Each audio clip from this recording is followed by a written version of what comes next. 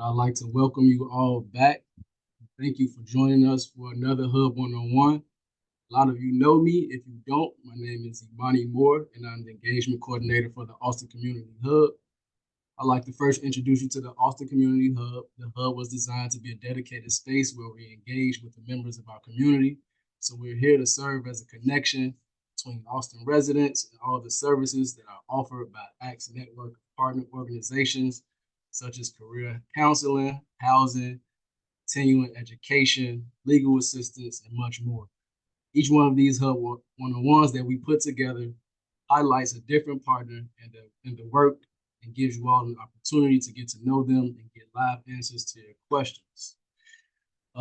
Today, I'm excited to announce that we've invited one of our AWC partner organizations, HIRE360, to talk about the ins and outs of the unionized construction trades such as carpentry, bricklaying, roofing, and much more.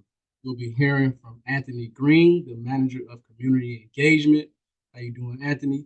We'll then have some time for your questions after the presentation. So feel free to drop those questions in the chat. Thank you all. Okay. Thank you very much for joining me. Everybody's all set and ready to go? Because I'm ready to go. Is it okay? All right. Well, welcome to, again, the presentation. This was specially designed for the Austin Hub. This is an info session. My name is Anthony Green. I'm the manager of community engagement, the manager of civic engagement. Basically, what I do is that's like what I'm doing. I go to different organizations and do presentations. Mainly, we want to get more people involved in knowing the ins and outs about the construction trade. So I will begin with the slides. So again, I just introduced myself as Anthony Green. I am the manager of community engagement. We're going to be looking at some apprenticeship programs and also some of the services we provide. And I think it was mentioned that if you have any questions, please put them in the chat. I'll stop right away and answer some questions right away, but also we will have a Q&A session afterwards. The presentation should take no more than 25 to 30 minutes, and I'll try to speed up, but again, mostly I want you to get something out of what I'm saying. So our mission statement is we want to expand employment opportunities through recruiting, training, and placement assistance. We want to connect area youth, the underrepresented populations, and local residents with job inspiration and opportunities. I always ask this question, but I'll answer the question. Who are the underrepresented populations?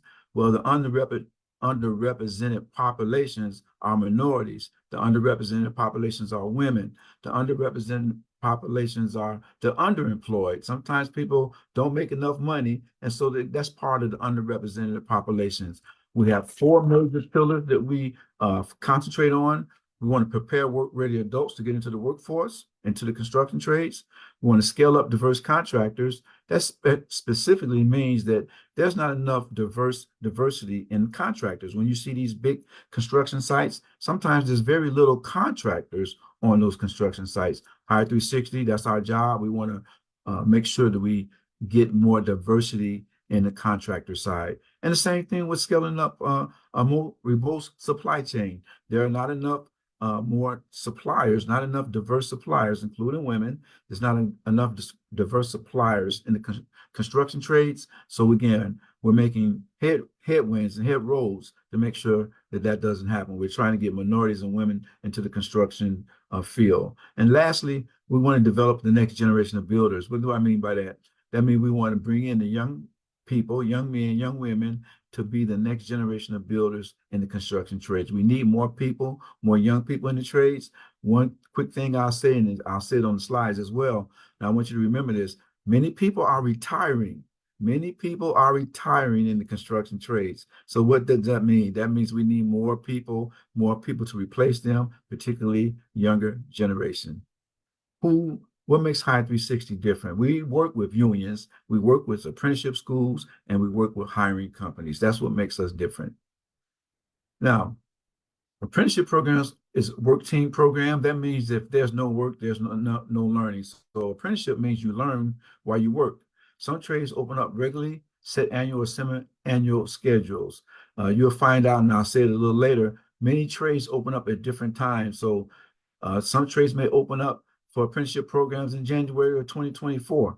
Some trades may not open up until December of 2024. And yes, Some trades may not open up until for apprenticeship programs. Some may not open up until July of 2025. I want you to keep that in mind, and we'll talk about that again a little later. Some trades open up only when there's a demand for workers. That's kind of where I'm coming from. The classes do vary. You can apply for multiple trades. So today, if I feel like applying to be a carpenter, I can also apply to be a iron worker. Tomorrow, I can apply for being let's say painter. So nothing should stop you from applying. But there's one thing that you absolutely got to positively know about the construction trades. You cannot be in two unions. You only can be in one union. So if I'm in a carpenters union, I cannot be in the carpenters union and also the electricians union. But you should apply when the time comes for you to apply for these different trade opportunities. You should. Now, how do you get into construction? Well, first of all, to work on a union job site, you must be a union member. And I'll repeat that again. To work on a union job site, you must be a union member. Most union members start by joining their apprenticeship program. Now, there are over 30 different apprenticeship programs that you should know about. And that's exactly what the purpose of this presentation is. Many people have no idea that there's over 30 different apprenticeship programs that you can apply and try to get into. Personally, I did not know that until I even started working for this company. But also, let's talk about union job sites. It's very important for you to know this. You see all the tremendous big projects going on in Chicago, throughout Chicago, these we call mega projects. Well, these mega projects are unionized projects. And in order for you to get on that project, you must be in the union. We'll talk about that, but I need you to understand, in order to get on and work on a unionized project, you have to be in the union. But we'll help you pick a pathway regarding the trades. When you get to HIRE360, you'll be assigned a case manager who will work with you one-on-one to ask about what trades that you are interested in. Now, this is very important. Now, what's the work like? You got to know this. You must know this, and please put this in your spirit. The construction, basically, in construction, it's a dirty job. It's not cute. It's not pretty. Sometimes you're going to have to work in cold weather. Sometimes you're going to have to work in hot weather, all seasons. You have to work in heights or on ladders, in cranes or new buildings, in small spaces and inside walls and underground. I'm going to pause just for a second because this is very important. Typically, you cannot be afraid of heights if you're going to work in construction trades. Or, in like manner, you cannot be claustrophobic and work in construction, because one day your supervisor is going to ask you to walk on the 60th floor or the 35th floor to go get something, and then your supervisor might ask you to go underground and go get something. So therefore, you cannot be successful as a construction worker if you're afraid of heights or if you are claustrophobic. We'll talk about that again in the Q&A session.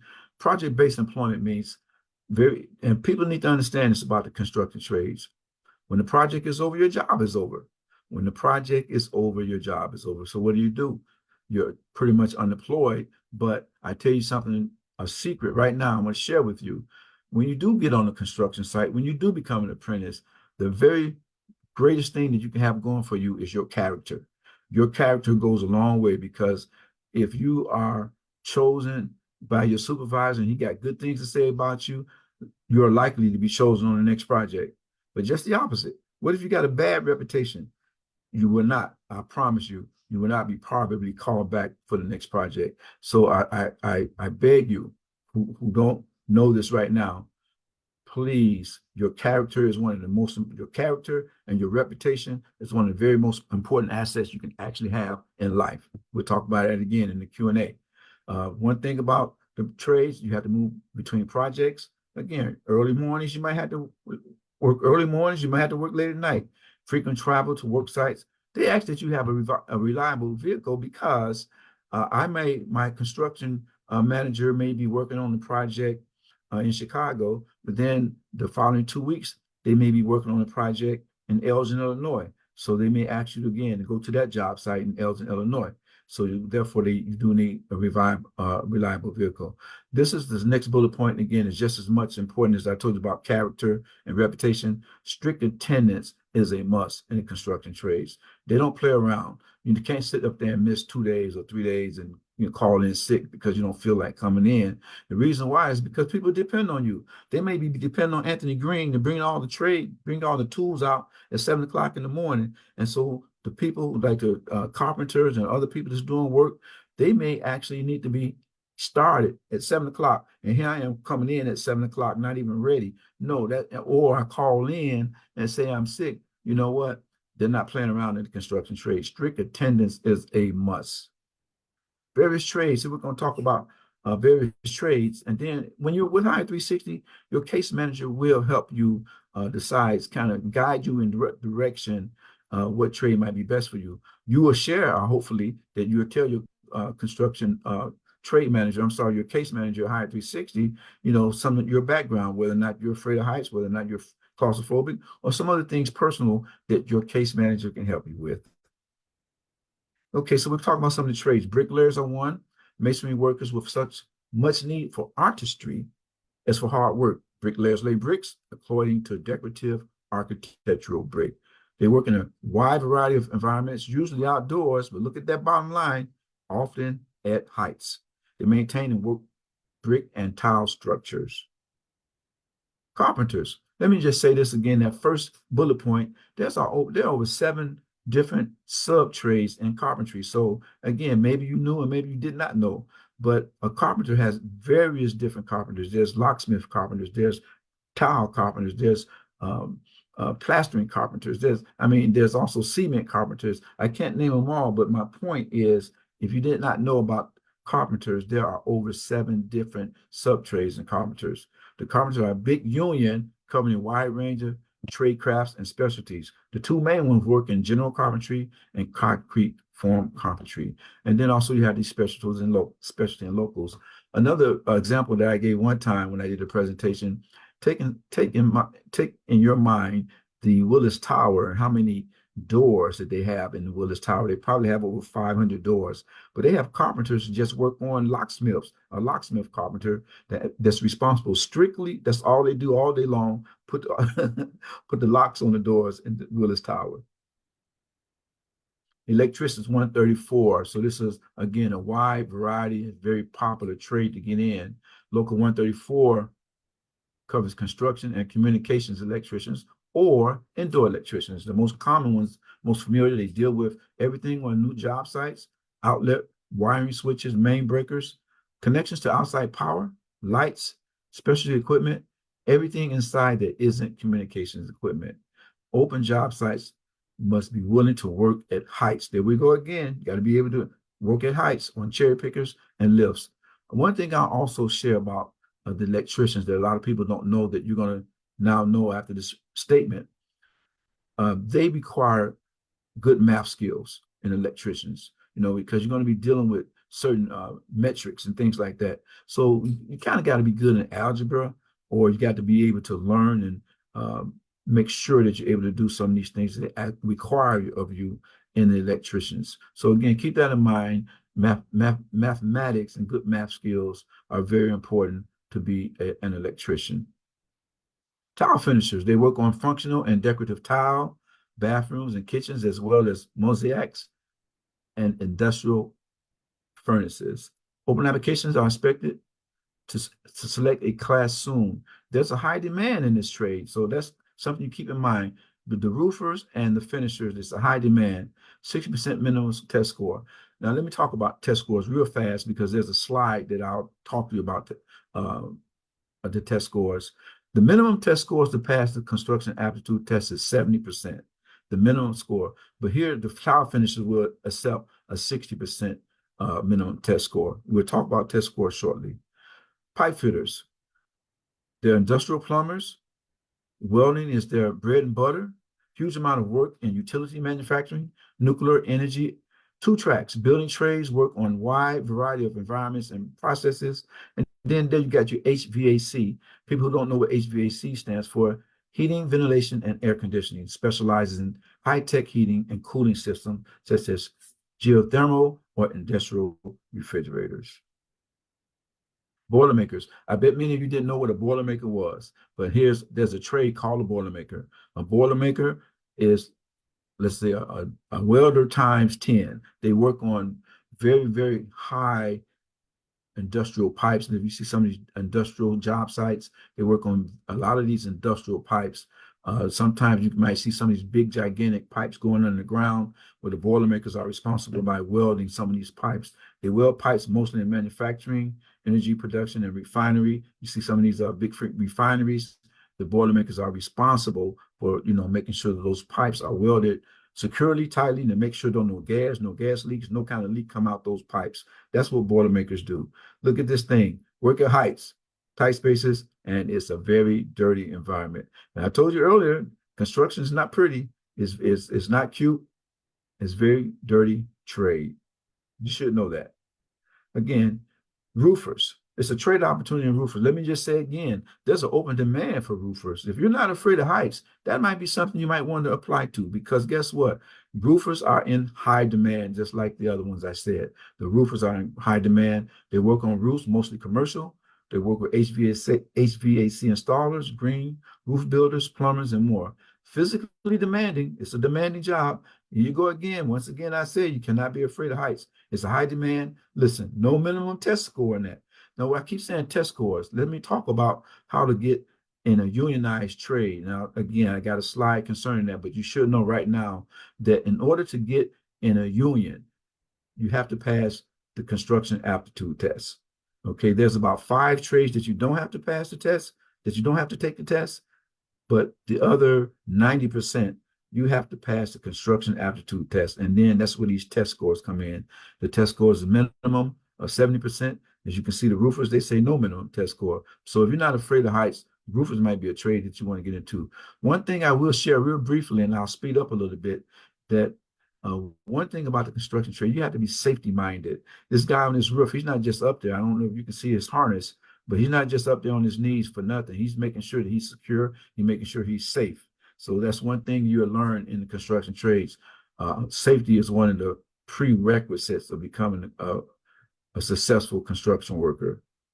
Let's talk about some trades requiring contractor sponsorships. So the sponsorships mean that you don't have to pass, you don't have to take the construction aptitude test, but a sponsorship sometimes can be as tedious, because if I'm a XYZ contractor, then it's up to me to bring in a sponsor or sponsor a person, and that's up to the contractor. He can, and maybe sometime on the loan agreement or the labor agreement, he may be required to sponsor some people, but a sponsorship is kind of hard. They do it sporadically. So a sponsorship, if you're interested, HIRE360, again, when you join our organization, we'll tell you about some of the organizations and some of the contractors that will give you a sponsorship. We have what's called a HIRE360 Job Club that we do for our recruits. Now, here's one. Most people can be what is called laborers in the construction trade. So a laborer, they're a jack of all trades. Labor means work, right? A laborer means work. They're a jack of all trades. They perform any job on job sites. They do cement work. You see some of these people on the doing on the highways, pouring cement. Equipment operations. They do ditch and well digging. Job site safety. That word is job site safety. That's very, very important. And again, contractor sponsorship is required. That means, again, you don't have to take the construction aptitude test, but you have to be sponsored in order to get in as a laborer in the union. Cement masons, they work with cement. They build sidewalks, concrete walls, road medians, and more. You'll see that a lot of times, again, on the highways and other construction projects. Lots of road construction and infrastructure work. They work closely with concrete form carpenters. We talked about the form carpenters and iron workers. Again, I repeat, those couple of slides that I just showed you, they require sponsorships, and they will require that a construction contractor sponsor you into the union.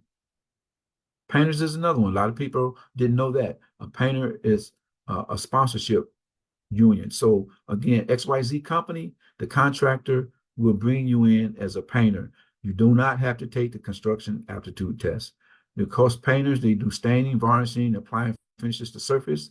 They do painting, vinyl, wallpaper, and many more. And artistic touch sometimes in environments like high-class hotels or restoring historical architecture. So painters are very, very important as well. Industrial environments, treating machinery and equipment, weatherproofing bridges, and other tasks. So you probably see painters do a little bit of everything outside and inside. But the important part I want to share with you that they require sponsorship. You do not have to take the construction aptitude test. One of the things, this is a very important slide, we want to demystify the union building trades. HIRE360 has actually done a lot to get minorities and women either into apprenticeships or into the trades itself. For many years, and rightly, the truth is, many years, the construction industry has been, for lack of a better word, the real word is racist. You know, there's been a lot of racism in the construction trades. That's what kept a lot of minorities and women out of the trades. But HIRE360, we're steady trying to get, demystify that by getting more minorities, more women. And there's another great program called Chicago Women in Trades. They have really demystified that myth. They are putting women into the construction trades. So that's kind of what we're doing here. We're trying to demystify the union building trades, intervening in apprenticeships, and reconnecting with opportunities for people to get in trades. This is very important. I want you to pay close attention, because this is a requirement not only to get into the construction trades, but also to get into our HIRE360 program. First, you have to be 18 years older. You have to have a valid Illinois driver's license. You have to have a high school diploma, a GED, or transcripts. You have to have a birth certificate or a U.S. passport, and you have to have a Social Security card. Now, for veterans, you have to have a honorable discharge. That's what the DD 214 is. This last bullet point is so important that you need to understand. You have to have the ability to pass a drug test. Not with HIRE360, we don't give you drug tests. But if you're so happen to get into an apprenticeship program and start working on an apprenticeship, you best believe they can give you a random drug test anytime, any day. And also, let me just share with you, we have sent people to get actually hired through HIRE360 and sent them on the job site, and guess what? They failed the drug test. And needless to say, yes, we were disappointed about that. I say all this to say that right now, marijuana is becoming legal, okay? But on the federal level right now, marijuana is still not legal, but they're working on it. But here's the point. The contractor who's hiring you, and if he give you a drug test, he has the right not to hire you. If I were a contractor, I wouldn't want anybody to be high coming on the job, because listen to this. It's all about insurance. And you best believe what I'm telling you. I want you to listen to this. It's all about insurance. If a person get injured on a job site and find out that the person, let's say the operator was, under the influence of drugs, do you know that everybody can get sued? The building developer, the contractor, the owner, everybody's going to get sued. And we're not talking about getting sued $10,000 or $5,000. We're talking about millions and millions of dollars that a person going to get sued. And so contractors, developers, owners, they're not playing with this drug testing thing. They're not playing with marijuana. They're not trying to hear it. I'm just going to talk real talk. They're not trying to hear that. They want to make sure the people that's working on the job site are sober. And we could talk about that in the Q&A if you had any questions. But even though, again, it's medical marijuana, there's, again, it's passing the laws about marijuana can be, acceptable. But if I'm a contractor, I don't have to accept it. Please remember that. Here's what we're talking about, the admission test. Again, so most programs candidates are giving scores based on two factors. The construction aptitude test, again, you got to pass that construction aptitude test to get into the union. And then, now, this is how it works. Candidates are ranked based on scores. If 20 new apprentices are needed, the candidates ranked from 1 to 20 will be offered the position. So here we go. So at HIRE360, we help you with the learning how to take the test. We give you classroom training, but we can't make you pass the test. But here's the thing, how they rank. They're going to take the people who scored 100. He's going to go first, or she's going to be hired first. Person scored 90, they're going to be hired. The person scored 88, they're going to be hired, so forth and so on. The person with the highest scores. So if they're looking for 20 candidates, they're going to get the 20 candidates with the highest scores. So we encourage you to do your best. We encourage you to study all year long, study for 6 months, study for as long as you can to make sure you're one of the ones, not to just get 70%, You want to be one of the ones to get 80%. You want to be one of the ones to get 85. You want to be one of the ones to get 100. But the way it works, the top people who score the highest are the ones who's going to get called into the apprenticeship program. Now, here's some of the things that's going to be on the test. And I don't want you to be afraid about what I get ready to say about this word called basic mechanical physics. That's just a seesaw telling you how do you get that 10-pound weight, higher or equal? Well, the answer is I needed something 10 pounds, either 10 pounds equal or higher. That's how I get the weight above. They call that basic numerical physics. So the things that's on the test program: reading comprehension, 10th grade math, which consists of adding, subtracting, multiplying, and dividing fractions and decimals. So again, if you're not too familiar with some of this, or if you're a little rusty in it, you can even go to the library and get some of these tutor books, a 10th grade math book, 10th grade reading book, and start practicing right now. And also come into our program, we have the test prep. We will get you prepared to take that test. There's numerical reasoning, number patterns, basic mechanical physics. That's that diagram that I'm telling you about. I call it a seesaw. How you get that 10-pound weight? You need something 10 pounds or higher or heavier. Levers and pulleys. And this last one, visual spatial reasoning or paper folding. Pay attention to this next slide. It's called paper folding or visual spatial reasoning. Okay, use your imagination. The first number X is just a plain piece of paper. Put that in your mind. X, number Y, I'm bending each edge. Okay, diagram Y, I'm bending each of those edges. I start off with a plain piece of paper. Now I'm folding those edges on that paper. Number Z, I'm taking a one-hole paper punch. I'm taking a one-hole paper punch and I'm punching it in each of those folded areas. So X, I'll start off with a plain sheet of paper. Y, I'm folding the ends of the paper. Z, I got a one-hole paper punch and I paper punch each of those folding areas. The question is, which one is the right answer? You can put it in the chat if you want, but is it diagram number 1, diagram number 2, diagram number 3, or diagram number 4? Which one is the correct answer? I'll give 5 seconds if you want to put it in the chat. If not, I'm still going to give you the answer. After unfolding that paper, which would it look like? Would it look like number 1? If I unfold that paper after the paper punch, would it be number 2? Would it be number 3? Or would it be number 4? And the correct answer is number 3. Okay. Some things are required to get in our program, but not all. We look for experience and helpful experience, such as welding certifications that will help, OSHA trainings. Some people may have a CDL license. Let me tell you something about CDL right now. If you have a CDL license, or if you're interested in commercial driver's license, that's very popular in the construction trades, because every trade needs drivers. So keep that in mind. But the point here, if you have any of these experiences, make sure you put that on your resume. Workforce programs, HIRE360's offer multiple pathways in supporting careers and trades. We have apprenticeship prep classes. That's what I was telling you about. Case management and returning trade workers are people who have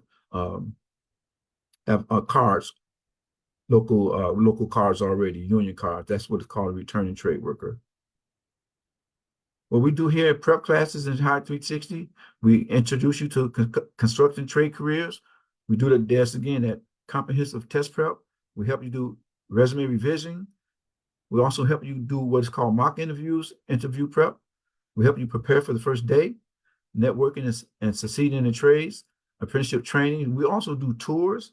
That's very important, because we take about 10 of our people or clients, and we'll actually go on a construction job site so you can see for yourself what it feels like to be on the 10th floor, or what it feels like to be working next to a cement person that's doing tile. So we actually do tours. Last thing I want to say about this bullet point: when you're with HIRE360, we will help pay for your tools. We will help pay for your books, etc. It's called uniforms. We help pay for that. And also right now, we help pay for transportation. That's only if you get into an apprenticeship program. Returning trade workers, I said, those who are also have union cards, we help them do resume writing as well. Still thing, we do network supports. HIRE360, we partner with the hospitality industry. Some people may not be interested in total construction, but we are also working with Chicago Hospitality Institute called Unite Here. There's a local one, and they are training to be people who want to get in this program. They are training to be line cooks, chefs for the hotel industry. And this is what it looks like. These people are, once you get into the culinary apprenticeship, you become what's called a certified chef. And right now, let me just say, because of COVID-19, there was a really drop in the hospitality industry. Now the hospitality industry is bouncing back. They need workers and they need chefs. So we partner with Unite Here to help people, if you're interested, to become a chef. And this is the last slide.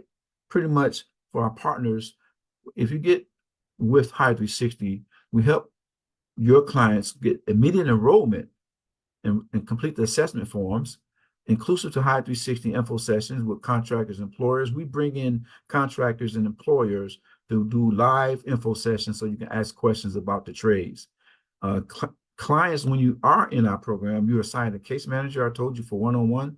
We assist candidates. There you go with that test prep. We actually have classes for test prep. It's a 12-hour virtual class, but also we give you homework and also study material. So with that study material, you're a self-study. So nothing stops you from studying 7 days a week, 5 hours a day. If you really are interested in passing the construction aptitude test, you'll put as much as you want, as all the energies, all the study you can to make sure you pass that construction aptitude test when it comes around.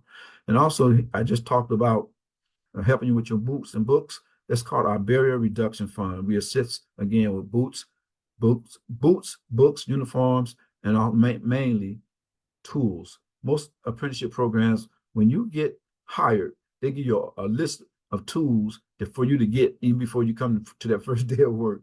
So I had a client just like that. They gave him a whole list of tools, and they expected him before he came to have these tools done and ready to go. Okay, that's it. Thank you very much for your presentation. I'm sorry, I might have been a little long, but right now, I just say, if you have any questions, this is the time to ask. If there's any questions in the chat, go ahead and ask. Or if you guys want to just go ahead and verbally ask. But I just want to, again, say thank you for all those who did attend, who are online. In the meantime, I'm ready for any questions that you may have.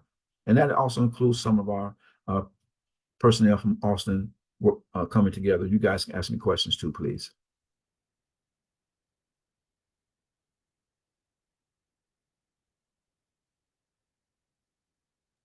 Still muted.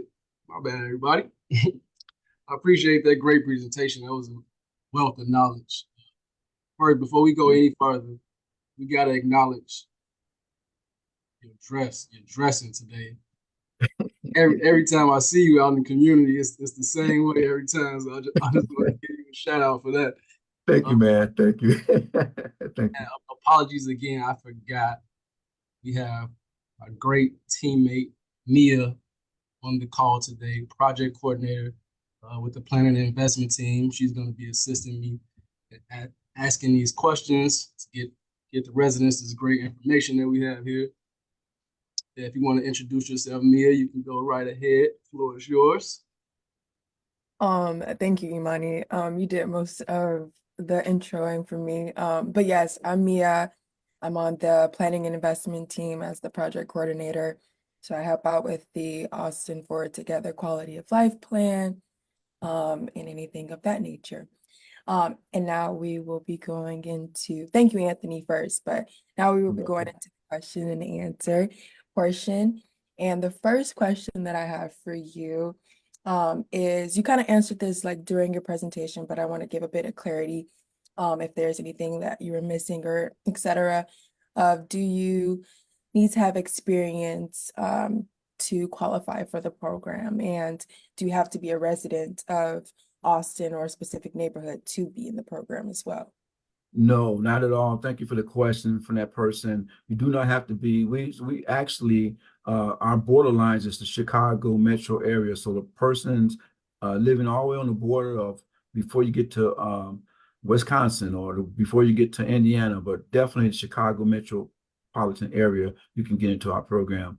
The other part of the question, as far as experience, we are not the training program would train you to do the pouring the cement and doing hard, or what you call hard skills. We are a soft skills program, resume writing, again, the testing, the mentoring program, the helping you with tools and things like that. So you don't have to have experience. But here's something everybody should know. If I want to be a carpenter, I don't have to have carpenter experience to get into an apprenticeship.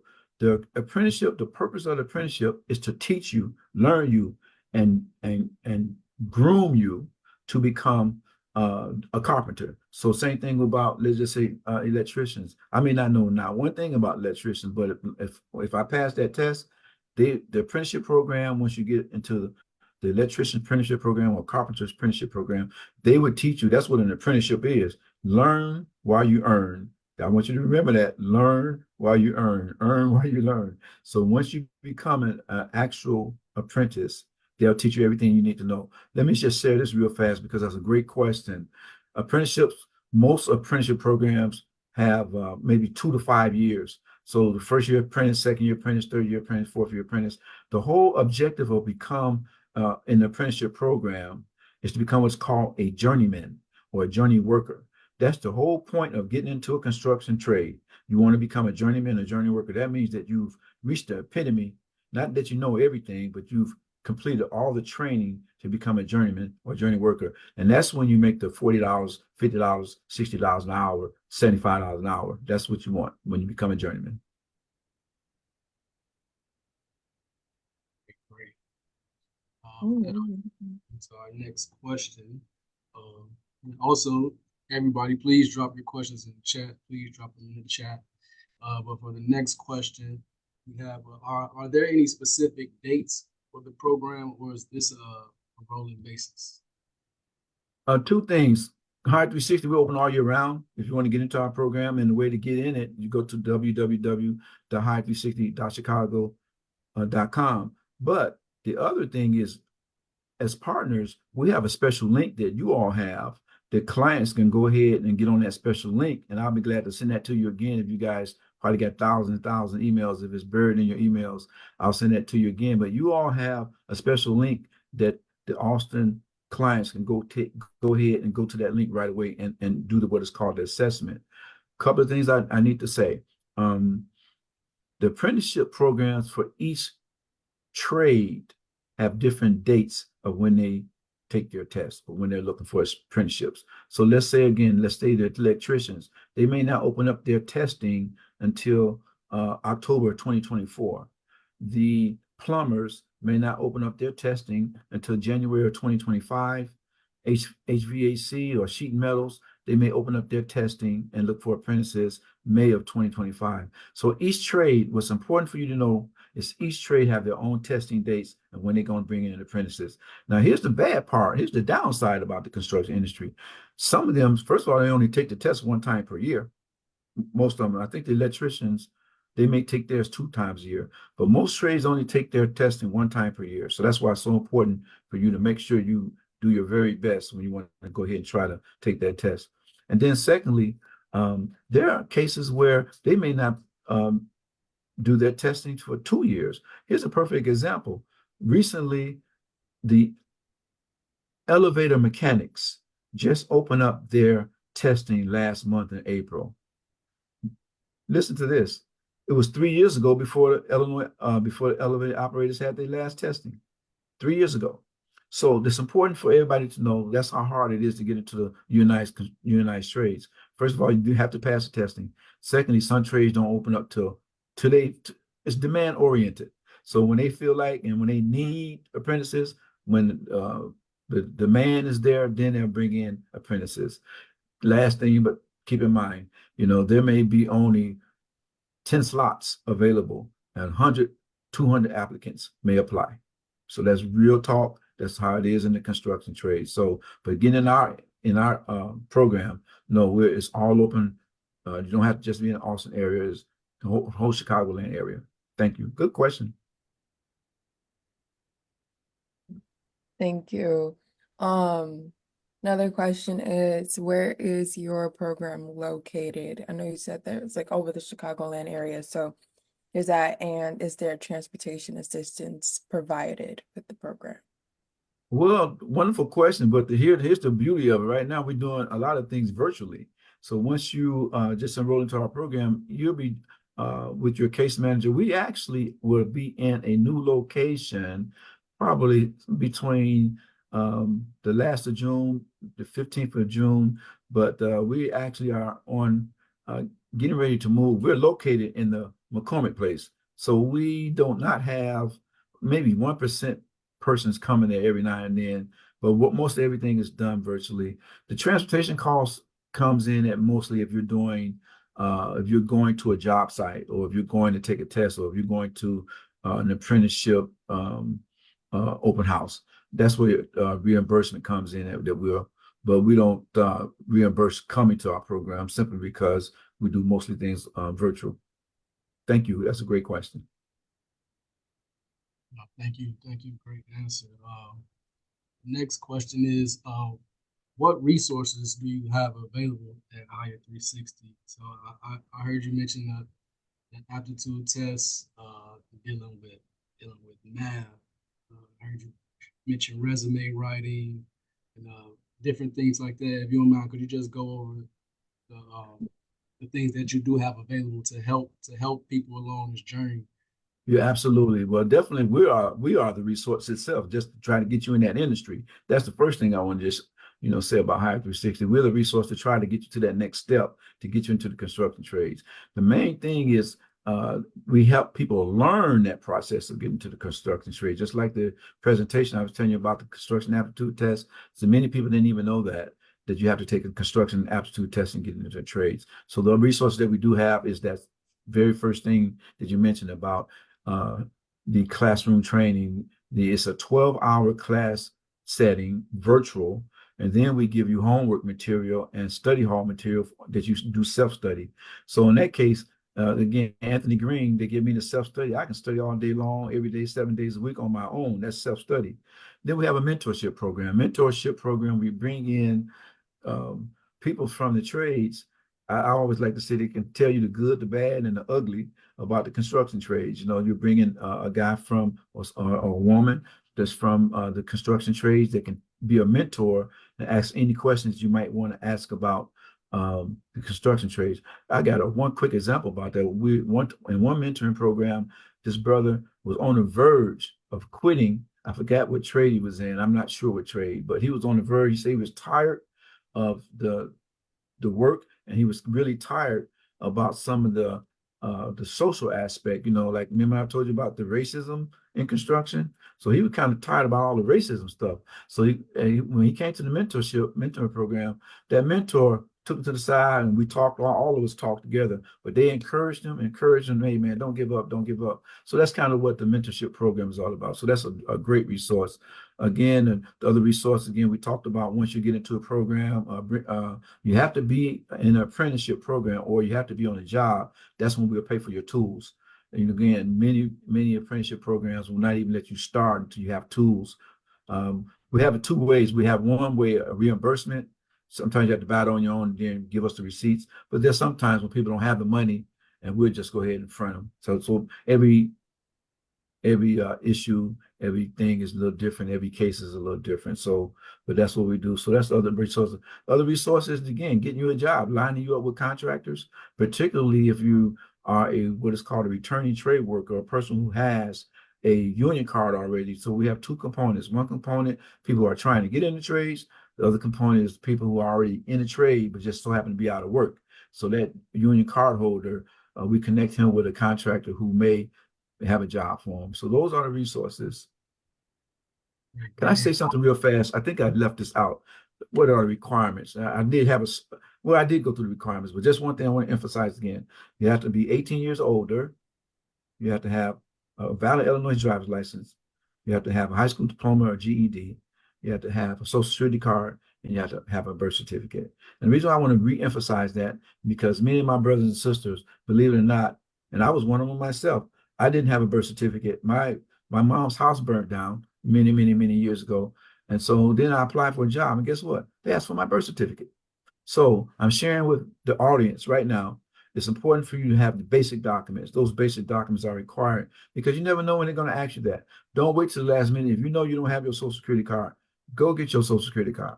If you know you ain't got a birth certificate, go get your birth certificate. And the same thing, if you don't have a driver's license, well, some people don't drive, that's understandable. But if you're able to drive, and let's say if you have tickets, find some kind of way you get those tickets paid so you can get your driver's license back, because that's what's required of the trades, those 5 things. And then we require that because we're an imitation of the requirements for the trade. So what the trades want, that's what we actually ask to get in our program as well. So I just want to put a really little highlight on that for everybody. Thank you. Next question. Thank you for all of those details about the program and the requirements. What advice can you give for residents that are looking to secure a permanent job? Yeah, I looked at that question. That's a wonderful question. But look, real talk. You know what? Just always be job ready. Be job ready. Be work ready. What I mean by that is, listen, if an employer call me tomorrow, I'm job ready. I'm ready to go. Hey, look, hey, I'll get one of my suits out. Make sure I'm ready to go, man. I make sure I'm gonna be ready, man. I'm gonna be job ready. And then listen, be job ready. Don't have no hangover. You can't be up till 4 o'clock in the morning, and then they call you on the phone next morning. Hey, can you come down for an interview? That ain't job ready. That's real talk. So let's answer their question, sis. You got to be job ready. Secondly, I'll say get your resume. Always keep your resume up to date.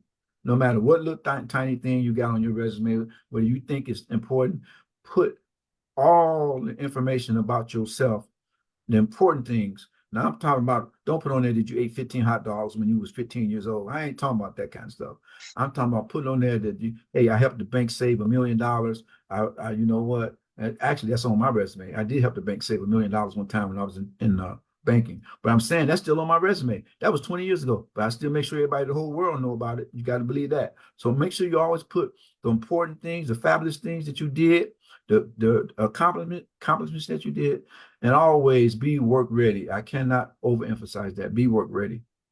Thank you, sis. Wonderful question. Great. The next question is, what is the best way for a community organization representative to follow up after one of their participants has applied or entered your program? Well, 2 things. Just like, for example, Austin Coming Together, we give you have that special link. You can actually follow up on that special link and see what that client is doing, whether or not the client is still active or inactive.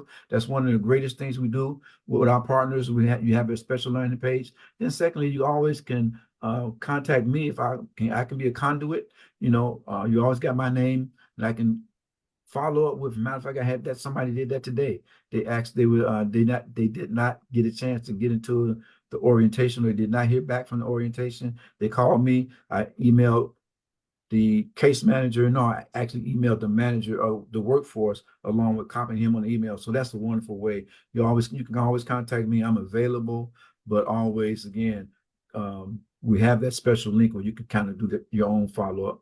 And last but not least, I just look forward to doing more outreaches with the community. So if there's communities on this phone call right now, please reach out to me, Anthony Green at HIRE360. And mind you can give that information to anybody if you want to in a chat, or if you're talking to somebody in general, let them know about me. I'd be glad to assist them and service them. But basically, you can always go to that special link to do some follow-up, or again, call me. I'll take care of it. That's great. Sounds good. And also want to note that you should fill out the registration form for this if you haven't already, and Ax will be able to connect you with Anthony. And now for the next questions, I'm unsure if this question was answered, but are the construction trades background friendly? Wonderful question. No, I don't think that was asked, but construction trades is definitely background friendly. Please remember this. In the construction trades, guess what? They just want people to work hard. That's what everybody needs to know. They need hard workers, hard workers, hard workers. Now, on that note, I will say this. There are some contractors, and again, people may not even know what I'm getting ready to say. Some contractors, they do have the right to run background check. And those particular buildings that they're building are these as follows. If a contractor is building a bank, they'll run background checks on the workers. If they build in a federal institution, maybe whatever kind of federal institution, a courthouse, a jail, whatever federal institution, they will run a background check. And last but not least, schools. If the contractor are building a school, they will do background checks. And again, now even though they do background checks, that's not to say that they won't hire you, but flat out they'll tell you that, you know, because of these particular entities that they build, and I believe it's just a federal law. I can't tell you which federal law it was, but when those particular buildings are being built, they are required to run background checks. Schools, banks, and federal institutions. But again, the construction trade is very, very, I think one of my partners one time told me there's about 20 to 30% people that work in trades formerly had backgrounds. So that's good to know. Great to know. Great to know. And to the audience, it's your last chance to go ahead and throw those questions in the chat. But I do have a question. Is there like one particular trade that you notice your participants do better than maybe the other ones that with the people that you work with? Is there like a particular trade that you see your participants excel in? Not really, because the thing is, we want to get people interested and get them situated in whatever trade they want to get in. And so then secondly to that question, you want to get in where you can fit in. So like right now, let's just say the carpenters may have openings. And so, but I want to be a plumber. Now the plumbers may not open up their, remember I mentioned the plumbers may not open up their opportunity until November 2025. So now while I'm waiting to be a plumber, now here comes the opportunity for the HVAC people. They got their testing thing going on next week. Well, not next week, but let's just say 2 months from now. So now I can go ahead and start preparing myself and then try to get into that HVAC right away. So you want to try to, particularly, and I think I said it on one of the slides, just apply it to as many as you can until your particular trade comes up. But I would say if I had to make an estimate, there's laborers are ones that people really try to get into. But again, you don't even have to take the aptitude test. That's a sponsorship. I would lean toward carpenters and electricians that I see a lot of our candidates are interested in. Carpenters, electricians, and sheet metal. Sheet metal is like HVAC. So those are some things I've been seeing a lot of our candidates, applying to. And don't forget, as I mentioned, if you're not afraid of heights, roofing is the lick. If you're not afraid of heights, because roofing and the other one, the tile thing. But if you're not, because they I told you about 70%. The roofers, they just want you to come because they need roofers. They need roofers. So if you take the test and you don't score right or score a high test, the roofers are the persons who you might want to get into if you're not afraid of heights. Last thing, again, please keep in mind, construction is project based. So when these projects are complete, your job is complete. Now, some carpenters that work inside, they kind of get a year long or a 11-month program or something like that. It just depends on what the project and what the contractor, what contract he signed with. Let's say the Willis Tower. I mentioned about the guy that got to do the 500 locks. So that might take him 9 months to do that, and so he may have that job for 9 months or even 12 months. But keep that in mind about the whole thing about the construction industry. Everybody should know when the project is over, it's project based. When the job is over, when the contract is over, your job is over. Last thing, I'm gonna put this in for free, man. I am a job coach and also a financial literacy coach. So one thing I always tell people to learn how to save. That's real talk, because especially when you get into the trades, and we seen it what I seen it with my own eyes. People, they make a lot of money, then they go buy that 16-wheeler truck with bells and whistles, with the ice cream sound on it, with all that kind of stuff, man. He did all that just because he making, he making some good money. And then guess what? When the job is over, how you going to pay for that ice cream truck? I ain't gonna pay for that car that got all the bells, whistles, and ice cream on it. So I just want to say that to my clients and to the audience. Be financially literate when you get into the construction trade, because there's good money, but there's a lot of layoffs. So I'll leave you with that. It's greatly appreciated. That was my last question. I'm not sure, Mia, if you have any, but I don't see any in the chat. So I'm going to take that as Anthony, you did a great job and great detail explaining all the details of the program. Well, I appreciate that. And I just want to leave you all again with a great big thank you to the audience. Please connect with Austin Coming Together, and then they'll connect you with us. But in the meantime, you guys stay safe, stay positive, and thanks again, Mia, Imani, and everybody involved. Take care of yourselves. And if you requested services from the hub in your registration form, you'll be hearing from our team within the next week or so. We look forward to connecting with you all soon. Stay tuned to the next one. Yeah, before we close out, I will speak a bit about the Austin Workforce Collaborative now, just so you know the reasoning behind why we're hosting these Hub 101s and who we are hosting.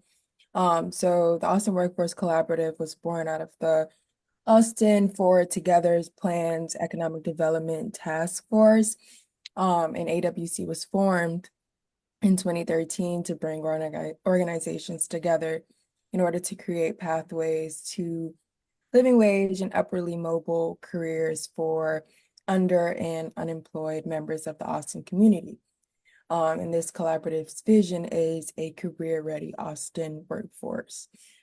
And so what AWC does is they offer training and other employment opportunities in various industries ranging from manufacturing to healthcare, and ACTS convenes these groups to facilitate collaboration and learning amongst the AWC. In addition, AWC works to promote awareness of its work and benefits to the greater Austin community via career seeker bus tours and sessions such as this one. And so with that, you can go ahead and register for our next Hub 101 right now, which will be on June 4th with Skills for Chicagoland's Future. They're also a workforce partner, so make sure you tune into that. And you can share that registration form on Facebook event with your friends, your family members, neighbors, or anyone you think may be interested. And we hope to see you then. Thank you, everybody, for tuning in to this one. All right. Till next time, y'all. Peace.